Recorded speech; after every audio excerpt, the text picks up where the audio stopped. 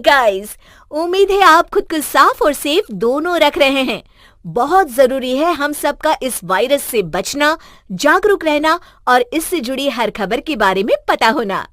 इसलिए हेलो लाया है fight against corona virus initiative, जिसके जरिए आपको इस वायरस से जुड़े हर सेफ्टी मेजर और हर खबर के बारे में रेगुलर अपडेट्स मिलते रहेंगे। Stay safe. Download the hello app now.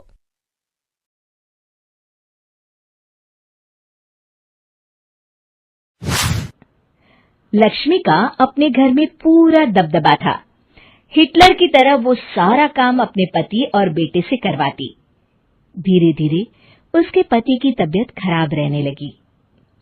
सुनो जी, अब आप बुजुर्ग हो गए हो, काम में भी अब हाथ आपके फुर्ती से नहीं चलते।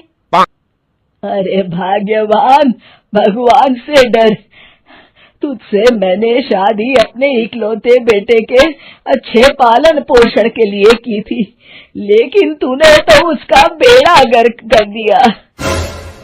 मैंने क्या किया? पढ़ाया लिखाया, अब नौकरी नहीं लग रही तो मैं कैसे जिम्मेदार हो गई?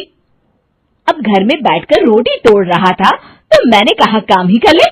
एक तो भला करो और ऊपर से बातें सुनो। तभी सारंग वहां आ जाता है।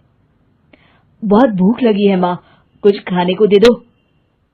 अब तुम्हारे पापा का हाथ तो चल नहीं रहा है।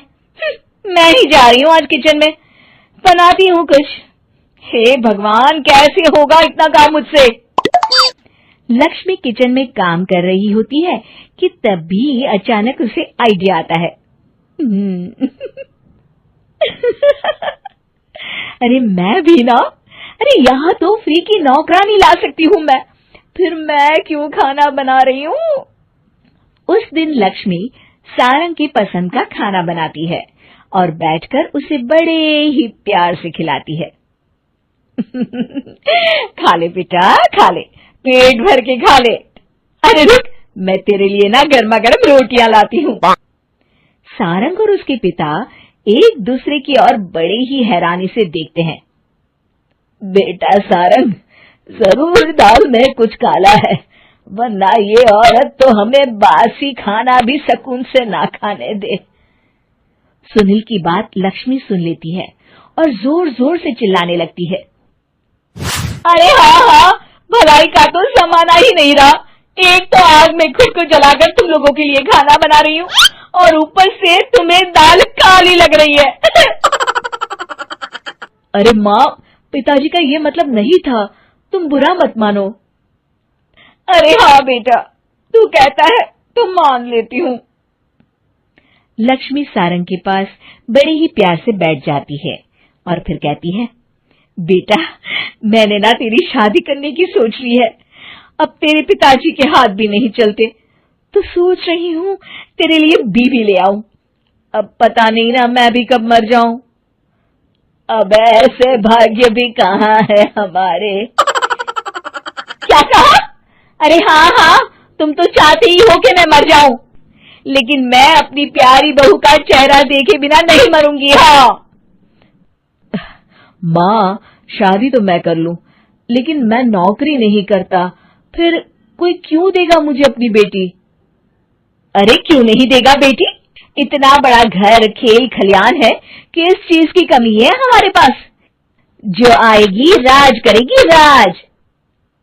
हम तो ना कर पाए राज, ये बोलो कि एक और नौकर तुम्हारे पास आ जाएगा। मैं कहती हूँ चुप हो जाओ। अरे खुद के घर का खाना बनाएगी तो क्या नौकरानी हो जाएगी? अब तुमसे तो किचन का काम होता नहीं, तो कोई तो करेगा ना। ठीक है माँ, तुम जैसा सही समझो बस। अब मेरी एक शर्त है, लड़की जो भी हो वो दिखने में कैसी भी हो या कहीं की भी हो, बस पढ़ी लिखी होनी चाहिए। अरे हाँ, ला देंगे पढ़ी लिखी बेटा, मैंने कौन सा काम करवाना है उससे। हाँ।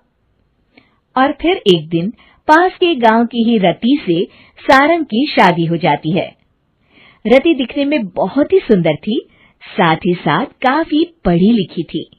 रति को लक्ष्मी के सौतेले होने की बात पता नहीं थी। शुरू शुरू में जब रति ने सारंग को घर का काम करते देखा तो हैरान रह गई।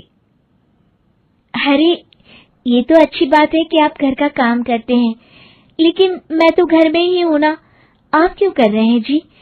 जाइए, आप नौकरी के लिए अप्लाई कीजिए ना। तभी लक्ष्मी वहां आ जाती है।